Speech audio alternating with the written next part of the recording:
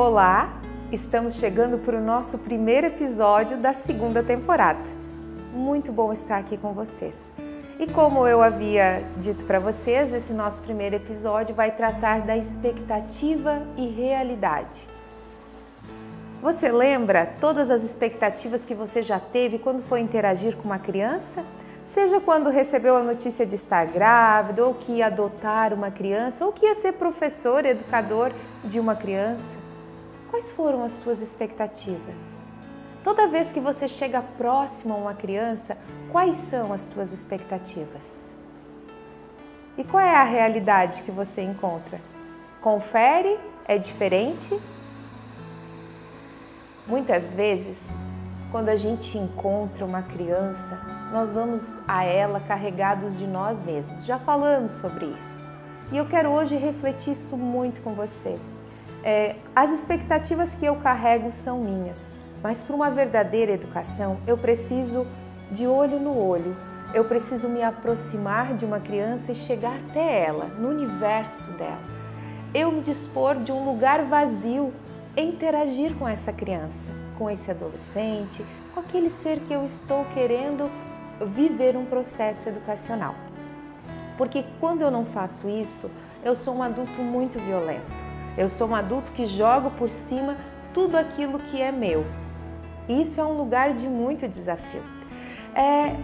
Todos nós, pais, mães, educadores, o que nós mais desejamos para as crianças, para os adolescentes? Que eles sejam fortes, que eles sejam humanos, que eles sejam felizes. Isso é uma expectativa nossa e ela é saudável. Contudo, como fazer esse processo? Como transformar esse objetivo em habilidade? Porque a gente ser forte, humano e feliz passa por um processo de aprendizagem. É necessário muitos desafios.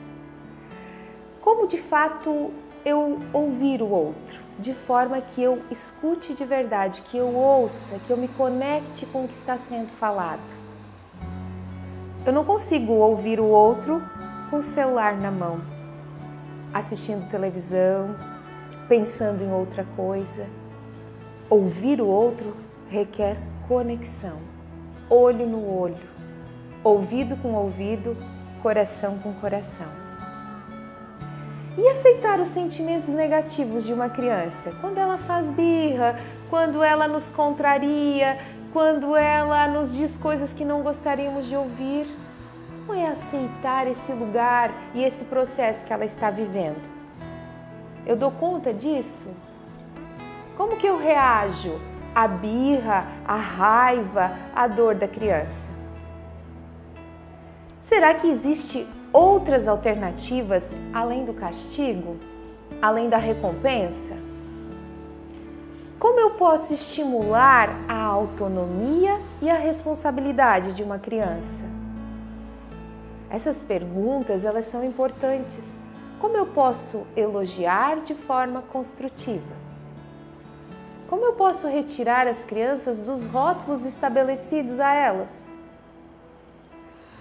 É um enorme desafio, porque quando eu vou olhar para essas perguntas todas que eu fiz a vocês, eu preciso olhar para as minhas crenças, para as verdades que eu tenho introjetadas dentro de mim.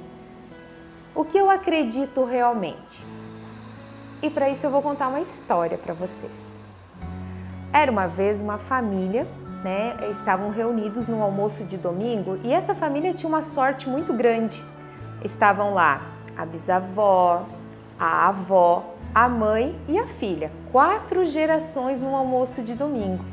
E quando elas foram assar o frango do domingo, elas fizeram o quê? A filha, que era a última geração, que era a que estava recebendo a mãe, a avó e a bisavó, ela abriu o forno e colocou um gravetinho para segurar o forno semi-aberto ali.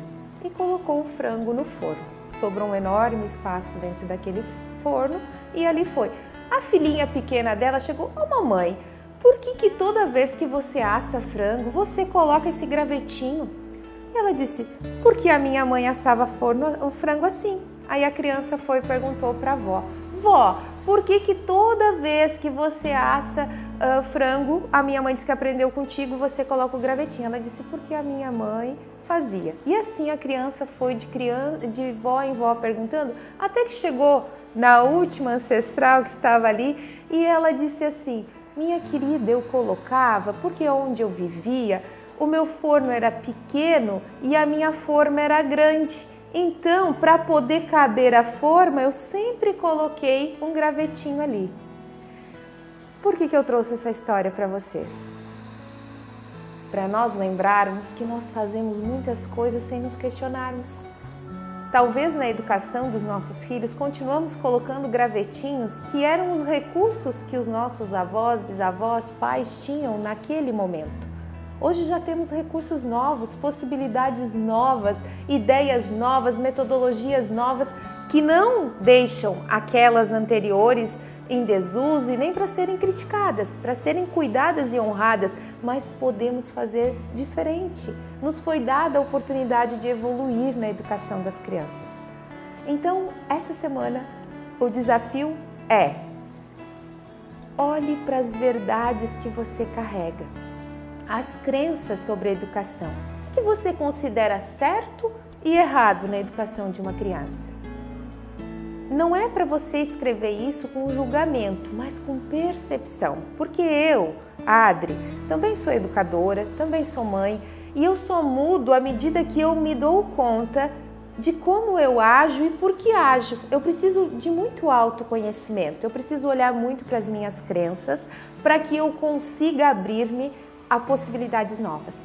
Então, o meu convite dessa semana é: escreva, tira um tempinho e escreva as tuas crenças sobre educação. O que tu acha que é correto e o que não é correto? O que é bom e o que é ruim na educação de uma criança?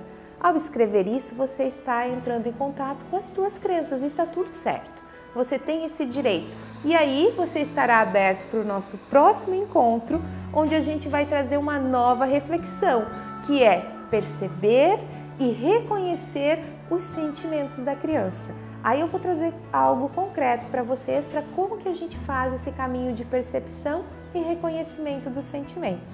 Espero vocês para o nosso segundo episódio, então. Boa semana a todos!